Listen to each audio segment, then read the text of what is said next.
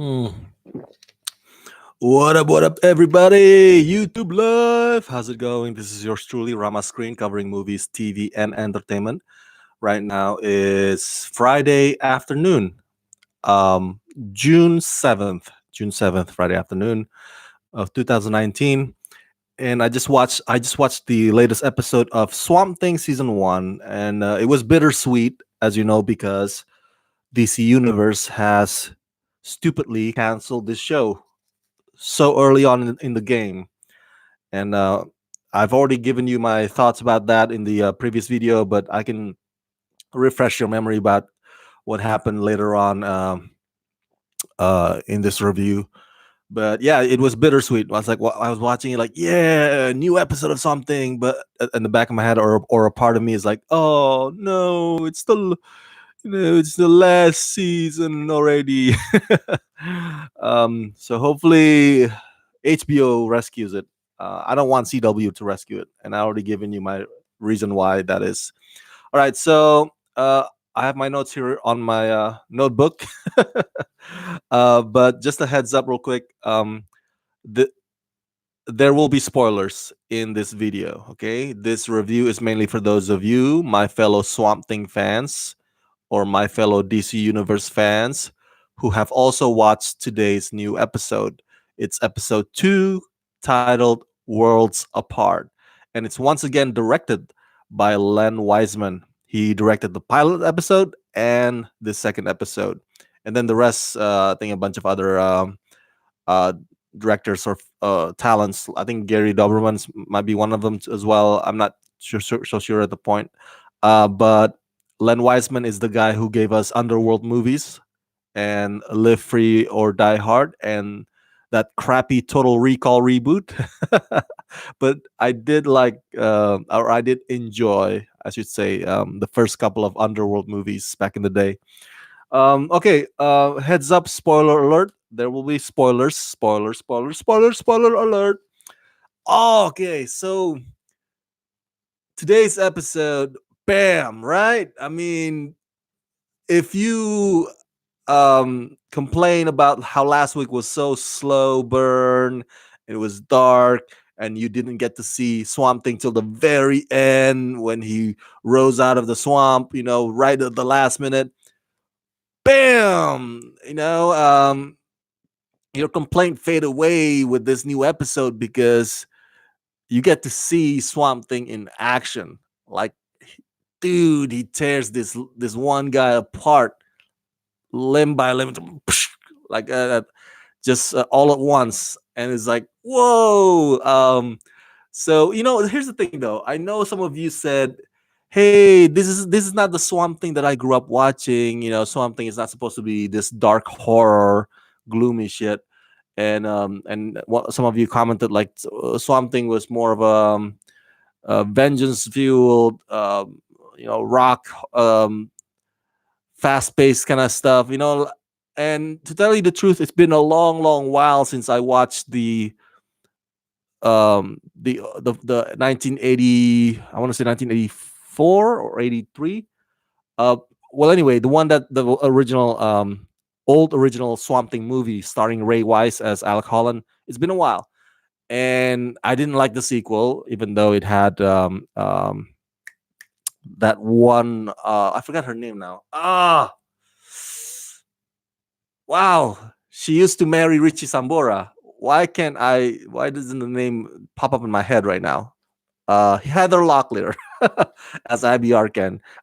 She was hot, but the movie was too campy for my taste. And It's been a while also since I watched the series, Swamp Thing series in the 90s. So I don't remember tone wise how that was compared, how those were compared to this one. Obviously, this one they go for brutal dark, um and brutal, like a horror movie, cinematic style.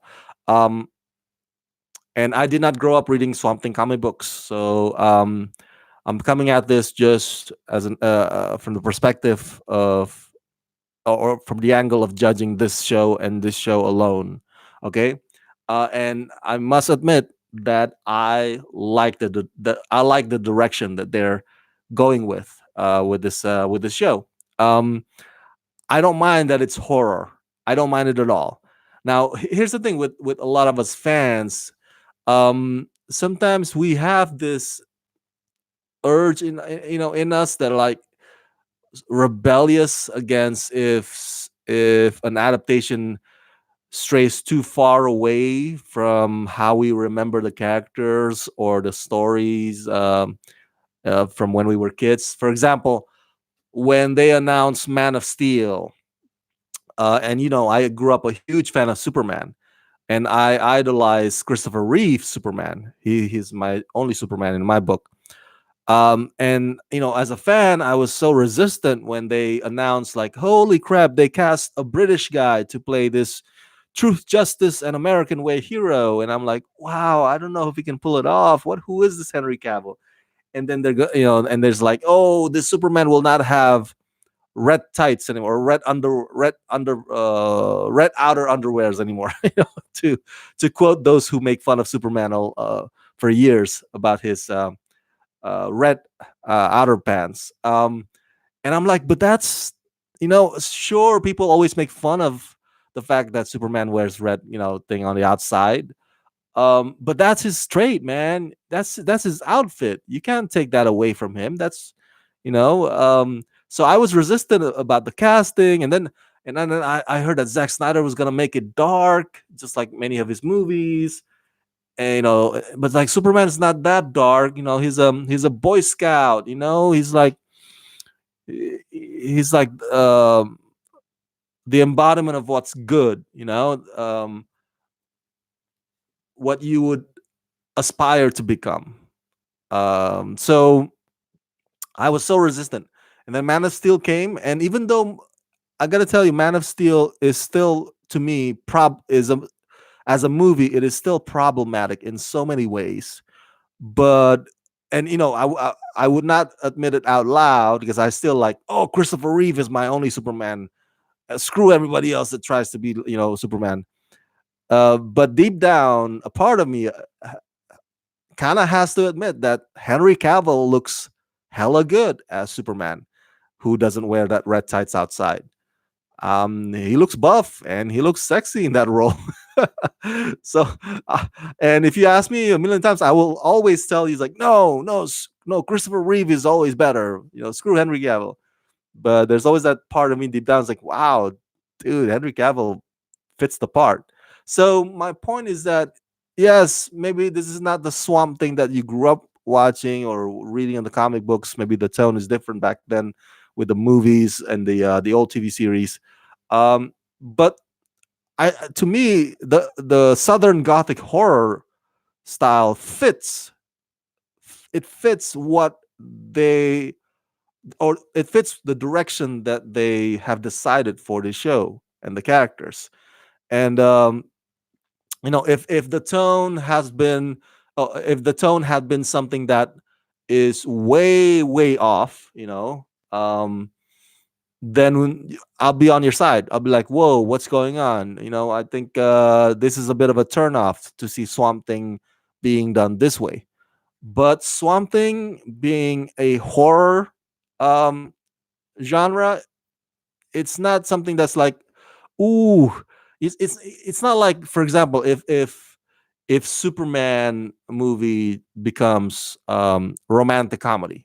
Superman has romantic parts of it because of Lois Lane connection, but it's not a rom-com. It's not a Katherine Heigl, it's not a Meg Ryan thing, right? So if they turn Superman into a rom-com, I would be like up in arms about it, like, whoa, what's going on, um so if it's too far fetched off like that, for Swamp Thing, then I would be on your side, on your camp. I'm like, whoa, that's a big no no. Pull it back, pull it back. You've gone too far there. But horror for Swamp Thing, that's like, it's within the parameters. Let's just put it that way. It's within the premises. It's not too far gone. It's not, the tone is, it fits. And as you can see in this new episode, when Swamp Thing rises up, because he's about to like rescue that one kid that has some sort of telepathic connection with them, because of the swamp's effect. So anyway, when he rises up, to rescue the kid and to kill the guy, I mean, come on, if you had done that in any other style but horror, it would not have worked. But it worked for that. So that's my point. But I'm getting ahead of myself here. I got a lot of notes. So we don't waste too much time here. Let me just go through some of the things that I noticed when I watched the episode. um, the toxic waste plot. So because we don't see the villain, what's his name? Anton Arcane, right? Abby's I believe that's Abby's dad. Because he's not part of the story. The story is or the story has to do with the dumping of accelerant, some this toxic accelerant that apparently um, Avery Sunderland, the rich wealthy guy, he's sort of like the bad guy of this season one. So he's responsible for that. And it's revealed today, because they show Kevin Durant's character. I love him, by the way. Oh my God. I'm a big fan of the strain. I miss the strain. So when I saw Kevin Durant, I was like, yes, yes, just to see him in any gig, it makes me happy. And he plays a scientist that Avery kind of lashes out on. I was like, oh, you messed up.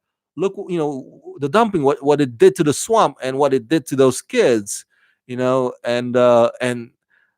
so that's the cause of or the bad guys, I should say, of this season one. And I think you can agree that um, Abby Arcane, the CDC doctor, the lead character played by the beautiful Crystal Reed, uh, with the help of maybe Swamp Thing, that they're gonna try to connect the dots, put the two and two together, and it'll lead back to Avery Sunderland. And by episode 10, I'm theorizing, but that's when the conflict or the clash is gonna happen. But right now, though, Abby Arkin doesn't have an idea about the whole accelerant um, purpose. She just gets she knows that there's some um, toxic waste dumped there, but she doesn't know exactly yet the details of what that toxic is. It was kind of hinted in the first episode last week about that little material that's on the bottom or the base of the. So another thing that I noticed in this episode too is Jennifer Beal show up. Jennifer Beal showed up. Oh my God. She's the star of Flashdance, also in Taken series. I miss Taken. I thought Taken was unfairly canceled so soon, man. Freaking NBC. They don't know a good thing if they got it. So Jennifer Beals in this episode too. Apparently, she's the mother of the cop that has a crush or has always had a crush on Abby Arcane. So that's an interesting dynamic there. At one point, Jennifer Beals' character kind of warns her son, like, "Hey, I know that you've been googling or eyeing or wishing about this girl forever, but she's no good, man. The mother's telling him like she's no good. She's only gonna break your heart, kind of like that song. I'm only gonna break your heart. Like, just keep it professional. If you want to help her, keep it professional help. Don't be hoping up for because this girl, she said, this girl disaster comes with her.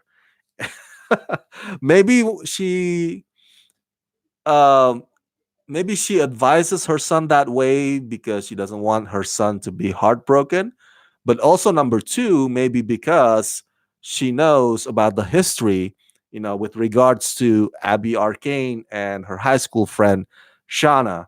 Remember in the first episode, we were hinted that Mary Sunderland is pissed off at Abby Arcane because she blames her for the death of her daughter, Shauna.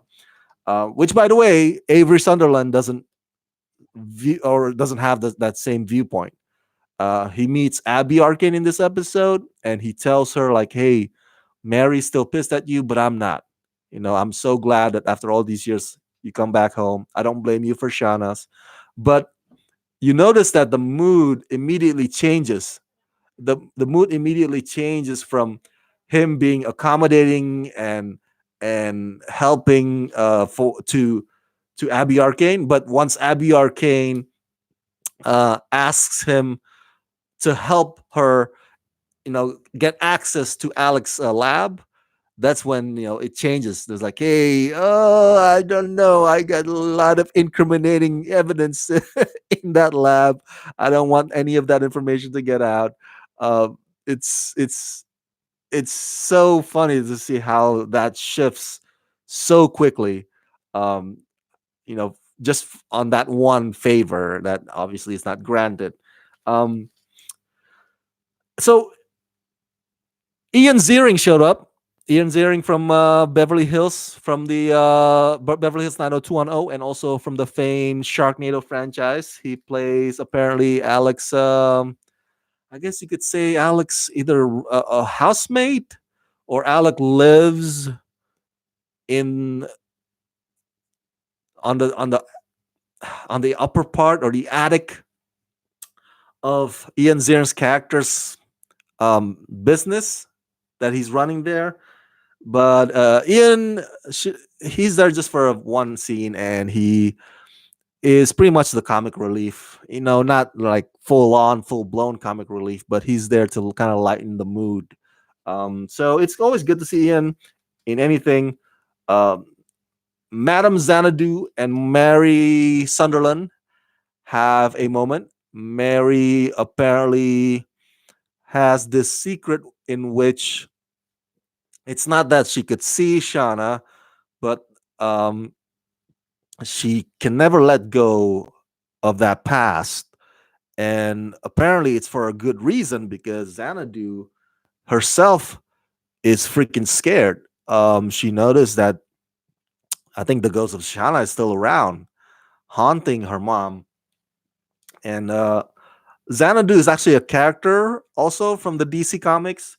Um, she is a psychic. She can foretell or foresee what's coming. Um, I think it's an interesting element to have for this show, and it's an understandable one because I believe the story is set in Louisiana, and I've been to Louisiana a couple of times, and New Orleans, great place. And one of their characteristics, one of the places, the Louisiana's or New Orleans characteristics, is that it's known for its superstitious, like voodoo and their beliefs in the mystical powers. So just like the recent season of Cloak and Dagger, Marvel's Cloak and Dagger on Freeform, just like that. It was set in New Orleans, and they have um, what's the psychic's name? I think Auntie Charlene, I believe. So, and then we have Madame Xanadu for this one. So it makes sense because of the region, that area, that neighbor, that community, they do have long rooted tradition or belief in such mystical things or superstitious things. So to include that character in Swamp Thing, to me, it does make sense, and it fits to the storyline for the Sunderlands with how they deal with what happened to Shana even after all these years. So let's end with the because I'm saving the best for last. Let's end with this Swamp Thing, right? So uh, the girl that's in the hospital, as I said earlier, she has some kind of a, I don't know, telepathic or emotional connection with Alec Holland, aka Swamp Thing. She can see what he sees. She can feel what he feels. So when Swamp Thing rises for the first time, and he's kind of freaking out. He's like tearing his head apart. He's like, "Whoa, what's going on with me?" And and the girl in the hospital bed, she was kind of doing the same thing, the same motion, the same gesture. And she got out. She ran away, She finds herself in this police boat that's patrolling the swamp, and that police, unfortunately, bumps into this bad guy, or bad guys, as you say, but one of them is really, really bad, and he kills the cop. And so the bad guy tries to chase the girl because the girl is a witness, and that's when, bam, Swamp Thing comes to the rescue. Um, I like that whole sequence. I like that whole. So for those of you who are like, man, you were like angry because in the first episode last week they didn't show any Swamp Thing in action. This episode two kind of remedies that. It kind of like, all right, Len Wiseman's like, all right, you thought that was boring? Okay, okay, here it is, here it is. Here's some fan service for you. He's throwing it at your way, and I love it. I love it. See, here's the thing: why this show would not work on the CW. I know the CW is interested in picking it up now that the show's been canceled. Because just watch today's episode. You know, when Swamp Thing lifts that guy up, the vines, just with one scream, uh, at his command, the vines kind of takes him away, lifts him up. I think one kind of goes through his belly, and then the vines wrap itself around his limbs, and then bam, and pulls him apart to a different direction, and we get to see that. The CW would never, never allow that to be shown, and that would suck. So I know the rumor is either a CW or HBO. They're considering uh, rescuing or picking up Swamp Thing. So I hope it goes to HBO because um, after watching Titans and Doom Patrol and now Swamp Thing, you kind of get used to this, this style of the characters dropping f bombs, or the characters getting brutally violent, and you know if you have season one that looks like this, and then season two on the CW that looks different because they always censor it or edit it out, it would just take the fun out of it, man. It would be like why bother watching it anymore? You say like, hey, Swamp Thing is not supposed to be horror, and we already have horror. Let's continue to let's continue that tone. Why change it for season two? It would just it would not make sense to me, at least. Then it's like two seasons looking like two different shows, because one is no holds barred and the other gets held back, and that would not be cool. So back to that scene. Oh my god, I love it. I love it. After that, I'm like, yes, I want to see more of that. I want to see more of Swamp Thing. Um, raining hell on bad guys. I want to see Swamp Thing really, really, applying his brand of justice. And we'll see. We'll see moving forward. I think it's really cool, and Abby not realizes. Abby finds out from the little girl that Swamp Thing is actually Alec Holland. And my last note is that the other thing that why I like this show, is that it reminds me of one of my favorite series that I grew up watching when I was a kid.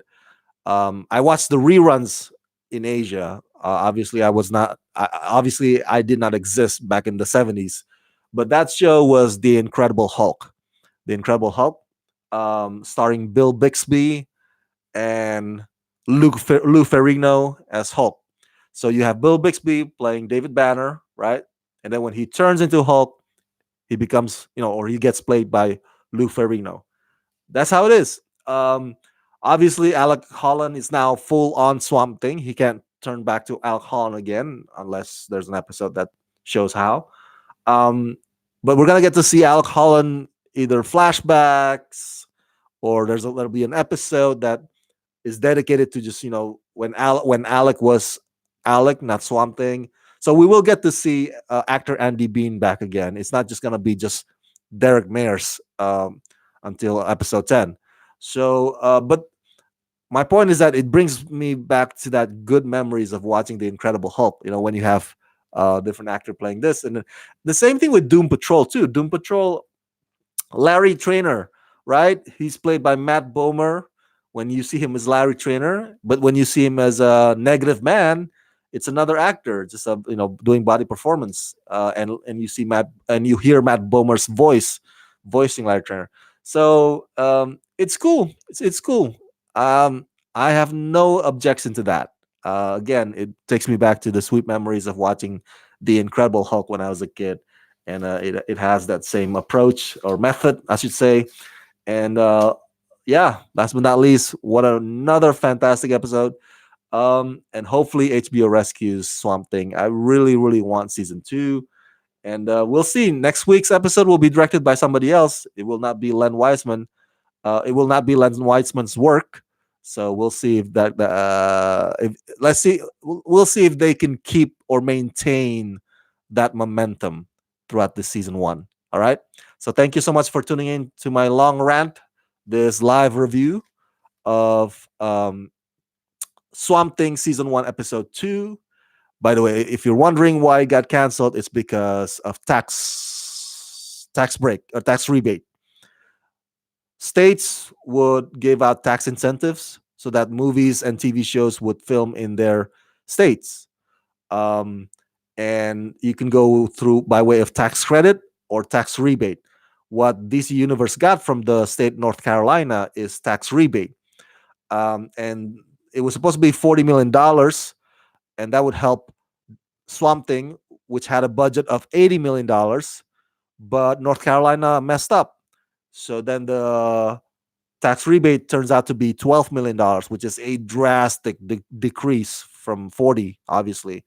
So because of that heavy burden, DC Universe feels like it's just not worth it to continue on with Swamp Thing. This is such an expensive show. It's a different case if they have large subscription, right? That's another thing too. I think the another problem is that they don't have as much subscription people subscribing to the DC Universe digital service as they expected or as they hoped. So I think that's a different topic for another time. But my solution to that is like, hey, maybe you should expand or add more new original series other than just like one show for one season, one show for the next season, every Friday, and then the rest will be, reruns of your DC animated stuff. Don't do that. Add some more new stuff as well. But I know that costs money too to produce new projects. So it's a give or take in this business. So that's the reason why taxation, tax incentive. That's the reason why DC Universe just feels like it's just too heavy for us to continue Swamp Thing. So hopefully HBO picks it up. Thank you so much for tuning in. This has been my live review of Swamp Thing season 1, episode 2, titled Worlds Apart. If you have seen it too, if you have seen this episode as well, share your thoughts in the comment section below. Do you agree or disagree with my assessment? What do you think about today's episode? I want to hear your thoughts down below. And subscribe to my channel, press that like button, and ring that bell so you can get notified whenever I post new videos. And if you can help support this channel, please do so at patreon.com/ramascreen. That's patreon.com/ramascreen. Till next time, let's rock this.